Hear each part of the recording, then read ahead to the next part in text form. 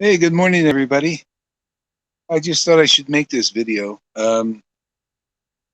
because this morning we had some questions from a couple of our members uh, who said they're feeling pretty much the same thing. And I think it's really important to know, actually. So, anyway, the Lord he put this on my heart to share. So, and I'm sure there will be plenty of persons, especially new persons, who come to sadhusanga now, and they start to get a taste of the transcendental presence of Krishna and Radha, and so anyway, it starts a sequence of events that, if you continue on with the path, it just goes deeper and deeper and deeper. Um, yeah. So see the comments. Where's the chat? Oh, here it is. Chat. Okay. Yeah. I see. All right. Yeah. So anyway, looks like some people are coming. Good. All right. Nice. Here, I'm over at this hot springs here. Check it out here. Nice little hut. Good for the health. Uh, okay, yeah. So I think it's really important to have this discussion. And um, basically, when you come to sadhu sangha and you start to get a taste of this bhakti because you're around devotees who are living this lifestyle worship, very intimate, very ecstatic worship, and some the devotees are reached a certain level of maturity. So it's very powerful, and it starts to cause an awakening of feeling a closer presence with this transcendental Lord. Yeah. So generally, what I've seen in my own journey is you you start the Lord gives you this mercy, and you start to feel the presence of God, and then actually this is the same thing that happens with many Christians also. I've heard the same kind of story, although they haven't identified it as well as it could be identified, which I found by the Vaishnava path. So anyway, there's a period um, sometimes you may feel like really uplifted, very ecstatic, very in rapture with intimate union with God, and it feels so great, fantastic, really purifying, very inspiring. And sometimes it may last for a day, um, and then all of a sudden, or a day or a week, or it's pretty steady. But there usually comes a point where you start to feel this deep, like an emptiness, like where did God go? God, it was just here. So anyway, there's a spiritual reason for that, and this is what I shared this a long time ago before, but I think it's time to share again because we have new people coming also. Um, so what's happening is you started a process of dissolving karma, dissolving propensities for following the different paths in life, and to different kinds of things that used to make you happy start not making you happy anymore. So usually, if we feel separation from an object in the world, we go and run towards it to get our fulfillment. But when you start to get a taste for God, for Krishna, so in our line, it's Krishna. If you're a Christian, it could be Christ. So what we do here is good for anyone. You could be anybody on any religion, actually. And especially when it's dealing with God, you can be an American Indian. Same thing, same process will apply. Um, yeah, and so we usually go towards the objects that make us happy, objects of the senses in the world, because we're used to normally live a superficial life, and superficial happiness is kind of on our dinner plate and lunch plate and breakfast plate and all plates. So So anyway, when you come to sadhu sangha, which is associating with liberated souls who have this liberated, ecstatic closeness with God, you start to get a taste of it. And so what happens is sometimes there will be times of separation, feelings of separation and emptiness.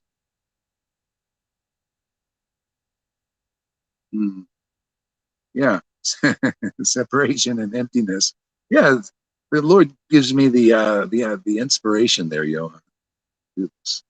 Yeah, yeah. So there'll be sometimes a separation, and what's this? What's it? What it's doing is you're starting to just naturally, organically, the things of the world don't make you happy anymore as much. You may still run towards them here and there, but we're getting cornered now, you know. So and at, it starts to. It's such a nice, wonderful experience to experience closeness with God. You end up wanting more of that. See, so when you're feeling like, say, empty and void, um, instead, usually would we actually, well, first of all, we're emptying out. That's part of this process of union. It's emptying our baggage out from karmic baggage, and it's a great boon. It's a great help to do this. So okay, so anyway, we have this union, and then at sometimes you feel really empty and void. Like where did this go? Where did this presence go? See, instead of looking, and you still may, as I say, you still may look towards the senses and sense objects to fulfill that emptiness, but it never really does. So but then but then gradually, more and more, you start to look towards, like, where is Krishna? You start looking for God. Where is Krishna? Is he in his name today? And you may be and you're burning off karma. You're burning off this baggage in this separation, uh, and and then the union comes. The Lord comes and rescues the day. You'll start to feel the presence of the Lord come, and then you're uplifted in a deeper realization and revelation of your relationship with God. It's wonderful, and it's the pastimes of the Lord and the devotee together. And so this sequence is started by sadhu sangha, by associating with persons who are more mature and deep in this. Let's call it like big brother, big spiritual brother or sister, whatever body they happen to have. Yeah. So it's beautiful. It's wonderful. And so I want to say this so you don't misunderstand, because you might think, oh, this path doesn't work because, I felt so good and so uplifted. Now I feel down in the dumps. No, it's working. That's part of the working. It's causing us to look more towards God,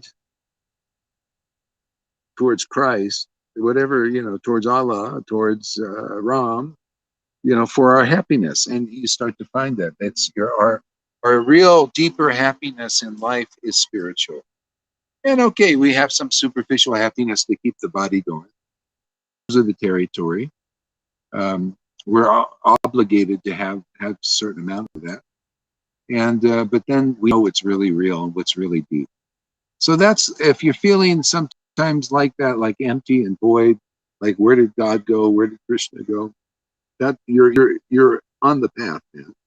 He didn't leave you. It's just a necessary um, situation, and it's dissolving your propensities to look to mundane things for, because now you got a taste of the truth, taste of Krishna bliss. Yeah, so that's basically it. Yeah, if you have any questions, let me know in the comments. Looks like how many people we can see? Let's see, got 4. Okay, good. Yeah, if you have any comments, you can put it here now if I catch it. If I don't, I'll see it later. And if I don't see it, if it just goes over me or what, just remind me. So Johan says, a woman told oh, it will be amazing to get gold on the Olympics Games. And she told, I have the gold. But what now she started to understand is all and all for this gold. But don't give me happiness. Yeah, exactly. Yeah, I mean, especially when you get a taste. I mean, one of the reasons they have sadhu sangha, which is association with liberated persons who are been saved, they've been elevated to the transcendental platform, is be around them that you get a deeper experience of life, a deeper experience of what real life is. It's transcendental. The Lord brings it through his devotees, and this is passed on to others. So that's what's happening in our sangha. And that's how you deal with it. Just know that it's okay. Krishna will come back, and there'll be more room for bhakti.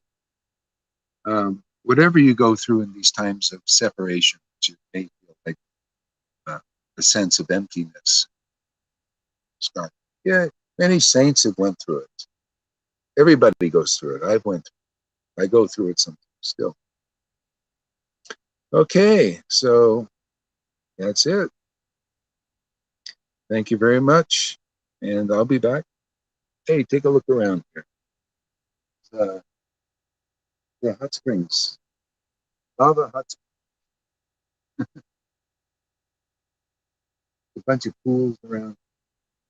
There's a pool here. A nice warm pool. Different temperatures. Have a cold plunge. Let's see if there's any more. Oh, okay. I recognize what you are saying. My taste for material things is changing. Yeah. It just doesn't give me any satisfaction anymore. Just because, yeah. So that's what happens, and it's good. It's a wonderful thing because we get a higher taste. That's the best way to give up the world, is get a higher taste for something. Then it's kind of natural, easy. Otherwise, really hard. People trying to give up. Even some of the verses in Bhagavad Gita, just renounce, abstain from the. Oh man, it's tough. Amy Rose says, maybe it works out this way, the up and down, because you won't know the sunshine if you don't know the rain. That's part of it too. Yeah, that's part of it. It helps get increasing realization of what is real. So there's a bunch of different things that happens in this time. So anyway, just don't worry about it. Think, count your blessings. Just change your attitude that it's not a bad thing. It's like, wow, how nice, this is working. And you'll see, you'll get again and again, Krishna comes back and deepens the relationship. So it's perfect. It's wonderful. Wish you there. Where are you anyway? You're back at home, still doing stuff, getting the air conditioner working?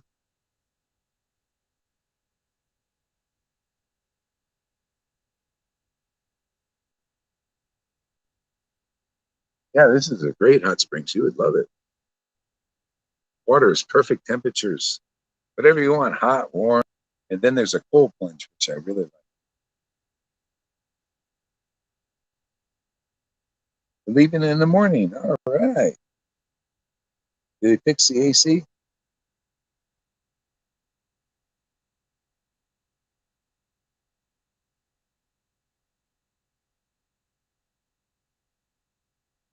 Okay, so I think that's good. If you missed any of this, anybody, you can watch the replay. Thank you very much. Hare Krishna. See you soon. All right, fixed.